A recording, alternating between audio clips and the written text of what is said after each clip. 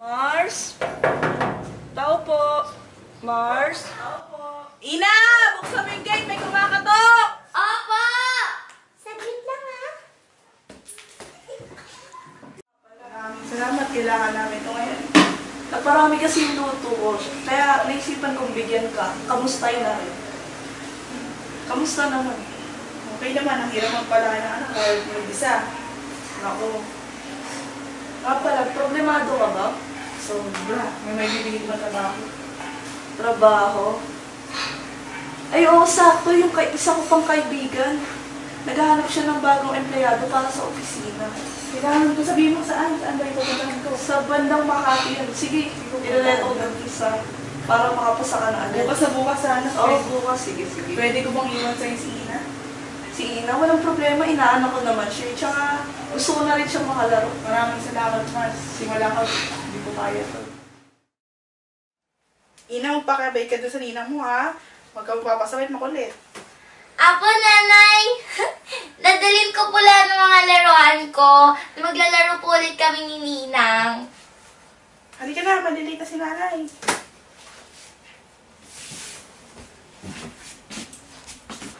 Halika, pasa ka. Good afternoon, Mrs. Cuela. Gano'n din. Upo ka. Salamat po. Ano yun? Ano sadya mo dito? Ito po pala yung total na naipon ng asawa niyo. Malaka-laka rin pala. Gusto ko rin sana mag-open ng account para sakali. Sige, ito na lang gamitin mong account para ipagpatuloy. Sige, maraming salamat. Salamat.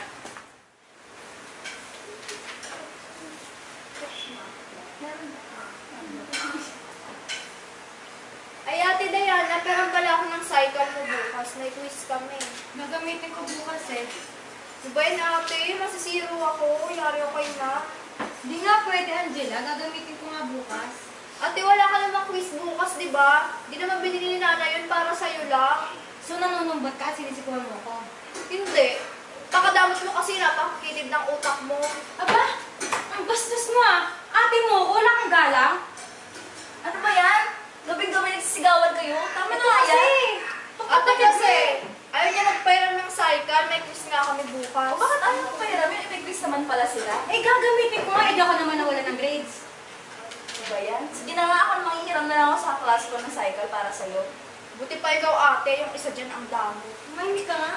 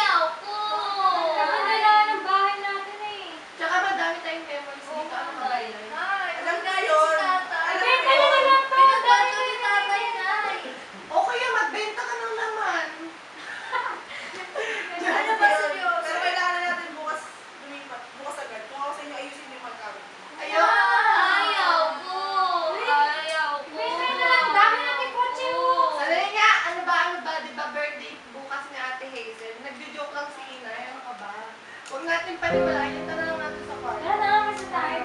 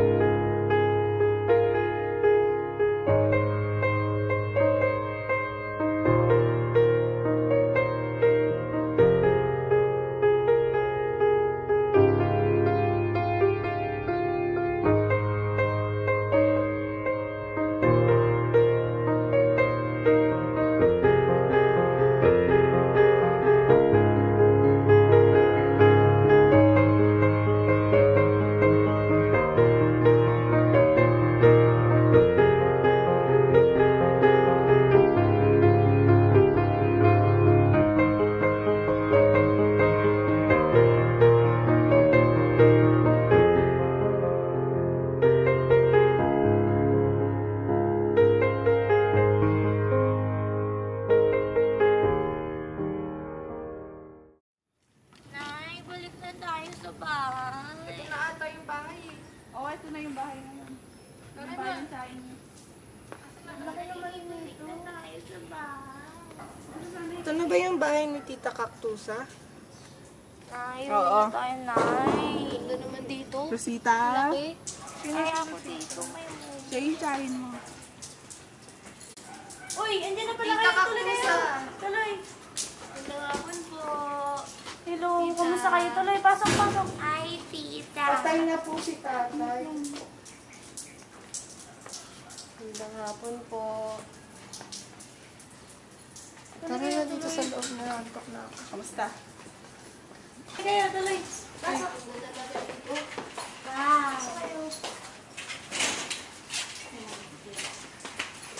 Tara na, ina. Sige, tuloy. Rosita, maraming salamat sa pagpatuloy mo sa amin, ha? Wala yun naman ba? Parang hindi tayo magkakapamilya naman. Salamat talaga. Ay, tulog tayo. O sige na, magpahinga na muna kayo. O, gusto niyo kumain muna kayo. Tamang-tama may niluto ako. Oo na po. Papahinga na lang po kami. Pagod din sila. O sige, hatid ko na kayo sa kwarto niya. Tama-tama nakahanda naman na yun. Teka, asa pala yung mga kapatid niyo?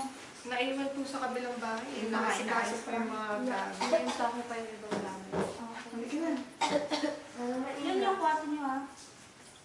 Pasensya na po puro may sakit po yung mga kapatid ko.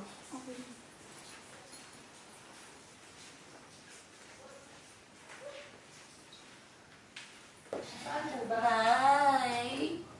Nay, uwi na tayo. Hindi pwede, makinig ka sa akin na tayong babalikan doon. Nay, wala akong toys. Huwag ka nang makulit. Napapagod ako. Wala akong tulog. Bahala ka nga. Inos na ka pupunta.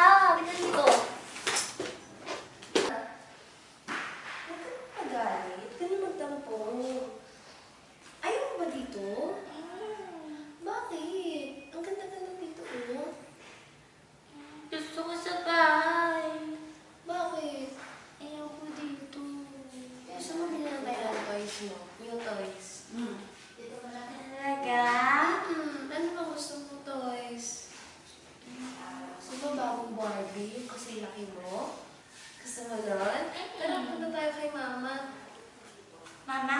Kay nanay. Hindi kaya kayo matulog. Ano ka ba? Papayaan mo yan? Pinaganda mo lang mabig ko sa'yo. Hindi kasi ako nagpaalam kay nanay. Ang layo-layo kaya nito. Ayan, okay lang yan. Siyempre, mo na naman ako noon. Kung ano na naman sasabihin sa akin. Ayan. O, ayun na. Tumatawag na si nanay. Sabi, Hello, Diana. Nasaan kayo? Isang linggo na, ba't di pa kayo umuwi? Saan pa kayo nagpunta? Sa Pampanga? Hindi ko nga alam yun eh. Hindi kayo nagpaalam. Anong kabastusan yan? Kuya, kapag okay ng lahat dyan, hindi yung puro problema. Lagi na ng problema ang dulot niya sa bahay. Hindi naman yung pamilya natin.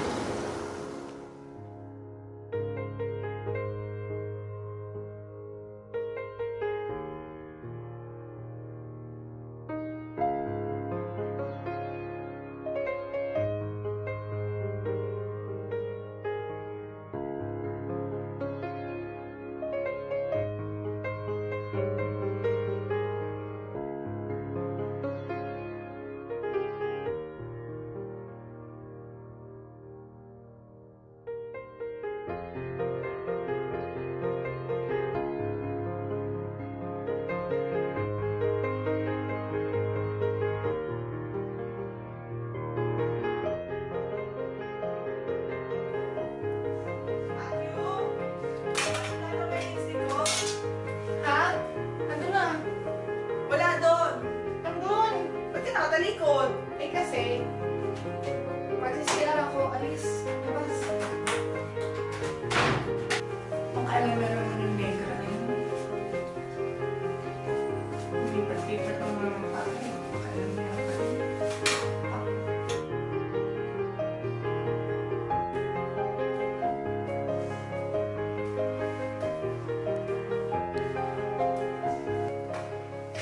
Saan ka galing? Ba't ngayon ka lang? Saan ka maghapon?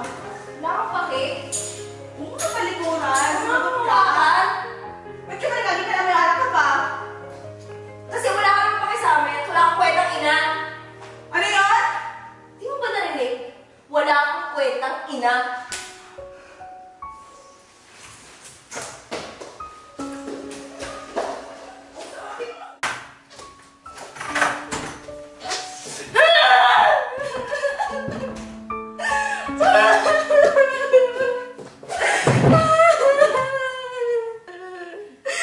Bakit ko nagawa yun kay nanay?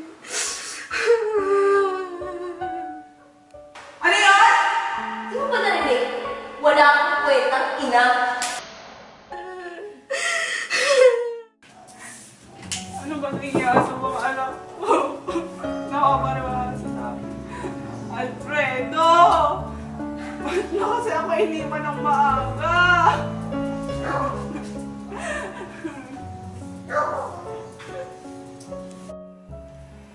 Rosita, may sasabihin ako sa'yo. Pero pangako mo, sasabihin mo to pag wala na ako, ha? Ano ba naman nagsasalita mo rin? Basta mangako ka muna. Oo, sige. Sige na. Itong bahay, hindi pa nila alam na sa akin ito. Kaya kung pwede. Aminin mo, ha, sa kanila. Tapos, hindi pa nila alam. Nahihirapan kasi akong sabihin sa kanila eh. Hindi ko alam kung paano. Saan ako kukuha ng loob, ng lakas ng loob. May sakit ako. Ano? Stage 3. Leukemia. Rosita, malapit na akong mamatay. Hindi ko alam iwan yung mga anak ko. Ano ka ba? Huwag kang mawala ng pag-asa. Hindi ko kaya. Kaya mo yan. Ano ka ba? Hindi ko sila kayang iwan. Bata pa lang sila. Si Ina! Huwag kang mawawala ng pag-asa. Ano ka ba? Hanggang na siya. Nagmutadala niya ng Diyos para sa'yo. Kaya mo yun, ha? Tingnan mo yung mga anak mo. Bari sila.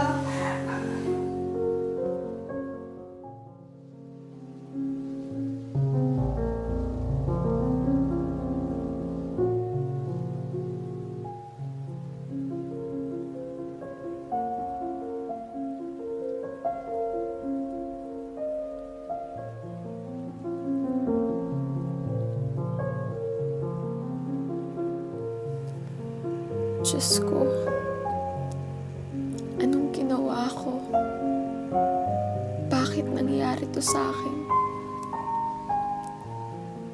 Saan ba ako nagkulang? Bigyan niyo po ako ng lakas para makayanan itong mga pagsubok na dumaraan sa aking buhay. sa mga anak ko. Bakit pa sila nagkakaganon? Ano bang ginawa kong mali? Saan ako nagkulang? Pero kahit na anong gawin nila sa akin, mahal na mahal ko pa rin sila. Hindi ko sila pwedeng iwan. Panginoon, kayo na po ang bahala sa akin.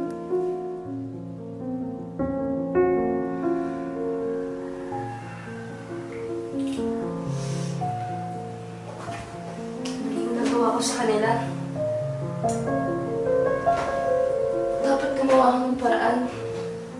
Hihingi ako ng patawad kay nanay. Lalo na sa mga kapatid ko. Kakausapin ko sila. Hihingi ako ng tawad sa mga nagawa kong kasalanan.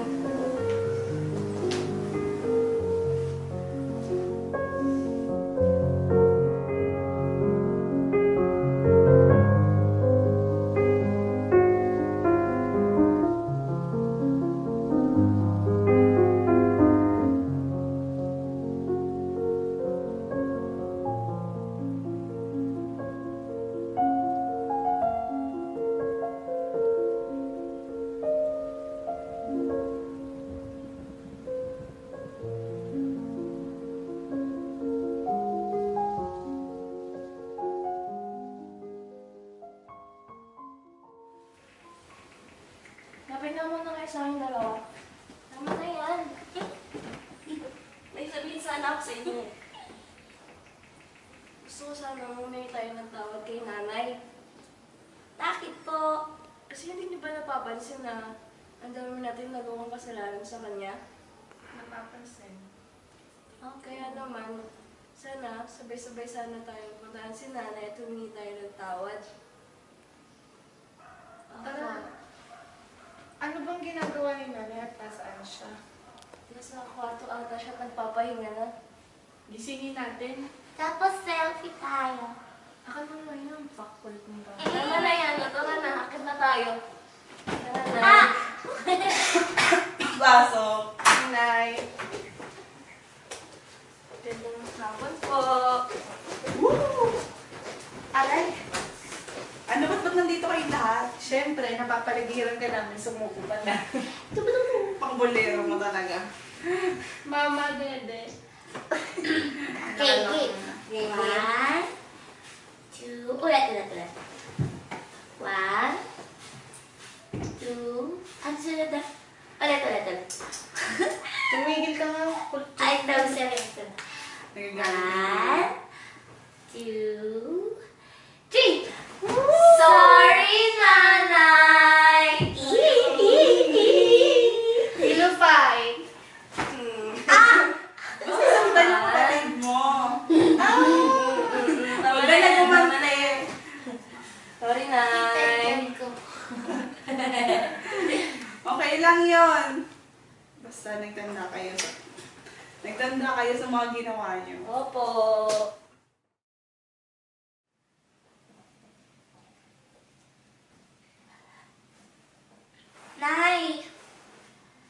Nay, uwiwi ako. Ate! Kuya! Nay!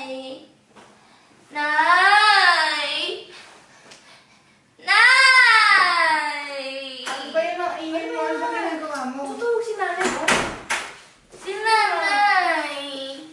Baka pagod lang yan. Ayaw mo na. Ayaw gising eh.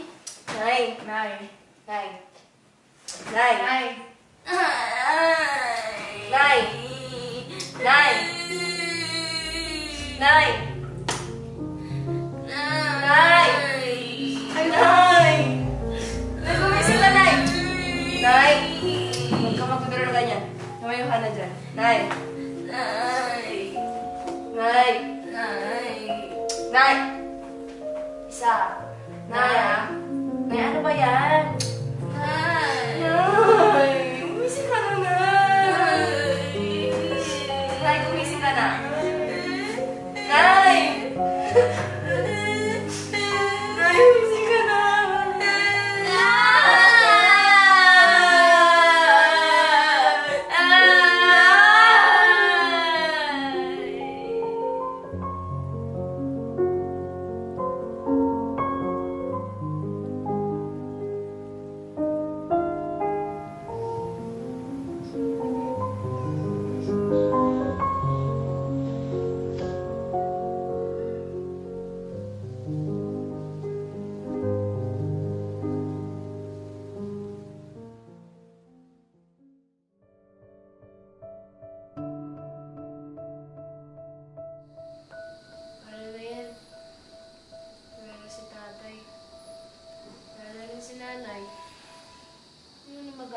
sa atin. Tayo, tala.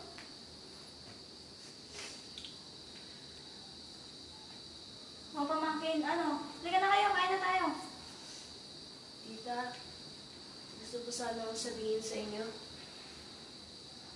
Kung akong maaari, alis na lang kami dito. Kasi wala naman na si nanay. Ano? Hindi nga kayo dito. Ano ba kayo? Walang aalis. Okay? Walang aalis. Siguro panahon na para malaman nyo. Ano po yan, tita? Itong bahay na to, para sa inyo to. Ha? Ano ba nangyari yun? Ano po ibig niyo sabihin? Quiet ka na. Pakan ka na. Apo. Bago mawala ang mama nyo, binili niya to sa akin. Ayaw niyang sabihin sa inyo kasi ayaw niya kayong masaktan. Kaya sa akin niya lang sinabi tungkol sa bahay na to. Ganun pala tayo kamahal ni nanay tsaka ni tatay. Naipundan nila yung magandang bahay. Ano ba kayo? Huwag kayong mag-alala. Dito naman ako eh. Pwede niyo akong ituring na parang tunay niyong magulang. Diba? Okay ba yun sa inyo? Oo naman, tita. Salamat po at lagi kami din sa para sa amin. Oo na.